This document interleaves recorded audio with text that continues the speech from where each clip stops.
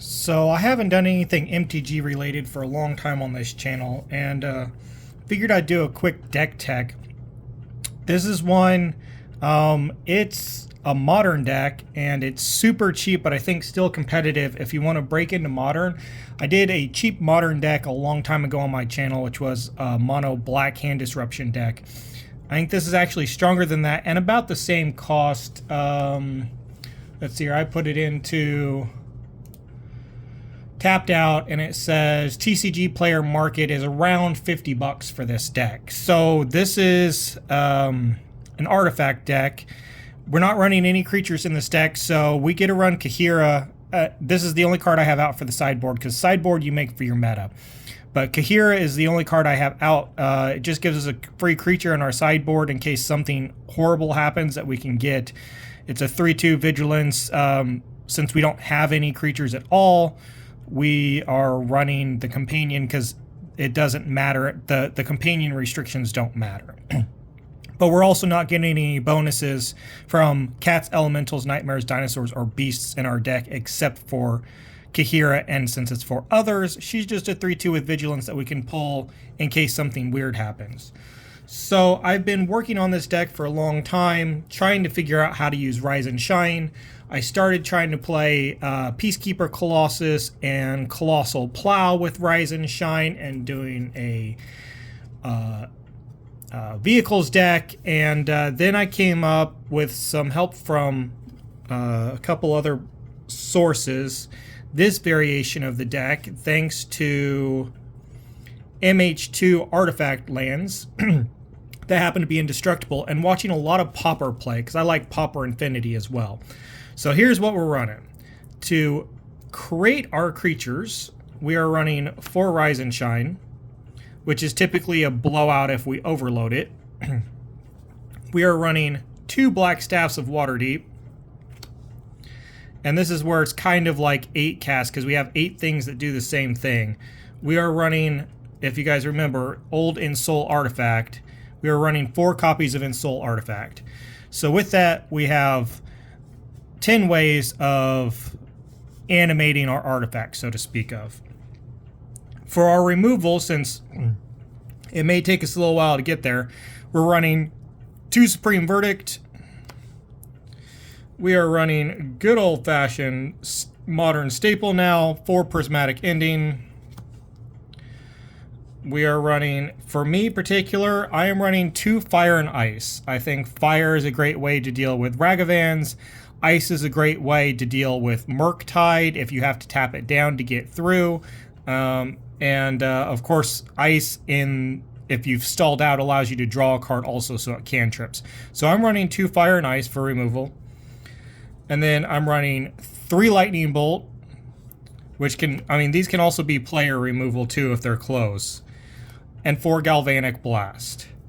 Now, to make sure we try to stay ahead, we're doing a little bit of land destruction too, since we're running indestructible lands. We are running 4 Boom Bust, which allows us to destroy our opponent's lands, which this starts getting into question of whether you play Blood Moon or a lot. A lot of decks that play Boom Bust also play Blood Moon. I'm not playing Blood Moon, even though I have them. I prefer, if you want to play Blood Moon, I just take out the 2 Fire and Ice and play Blood Moon. We are running 4 Cleansing Wildfire, which is also destroying lands, and it's also a cantrip, so it replaces itself. And we can either just target our indestructible lands so we can go get one of our basics, or we can destroy our opponent's lands, and hopefully they don't have very many basics in their deck.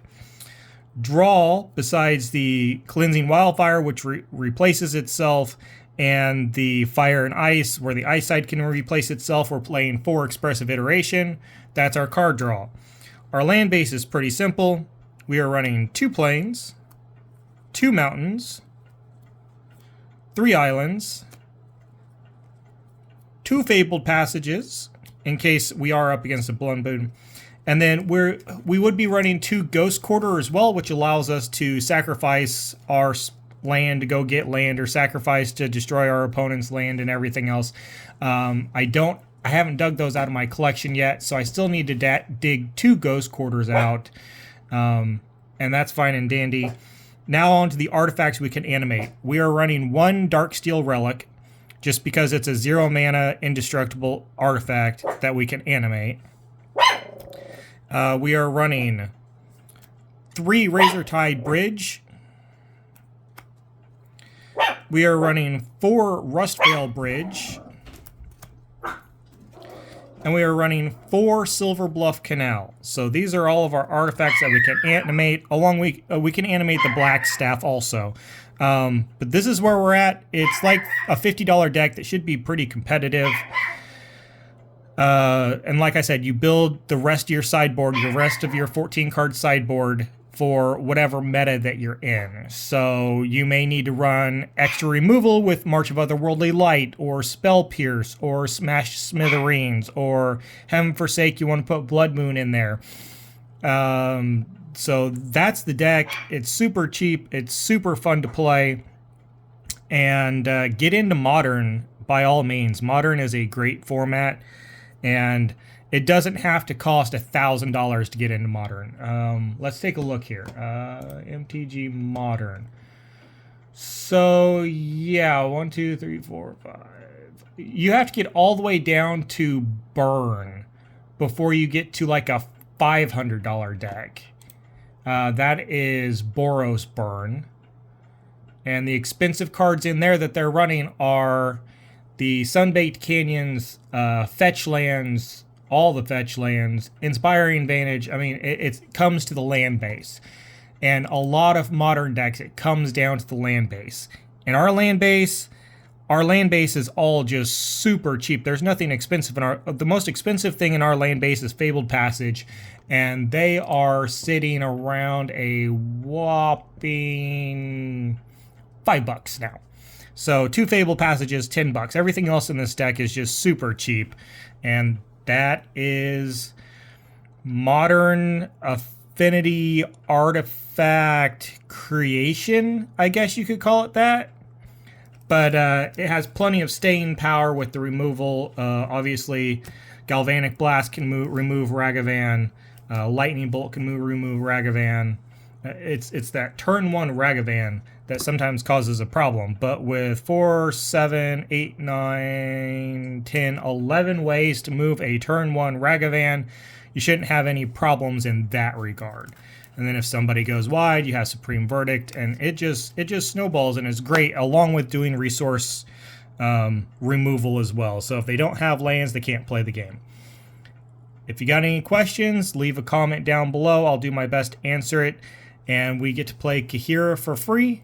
If everything gets blown up, we have an emergency creature in the sideboard, which is great because it has Vigilance, so it can play offense and defense.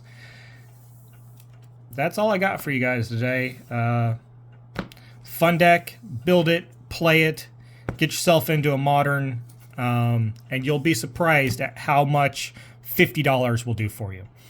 As always, may Keep Calm Kitty be with you, and I hope you all have a great weekend. This weekend is Phyrexia All Will Be One pre-release weekend. I will be playing in pre-release Friday night, and hopefully I will bring you a deck tech of what I played and my results, assuming I don't drop due to the time, because it is a super late night. I expect this one to go later at my LGS than normal, because it has so much popularity behind this set.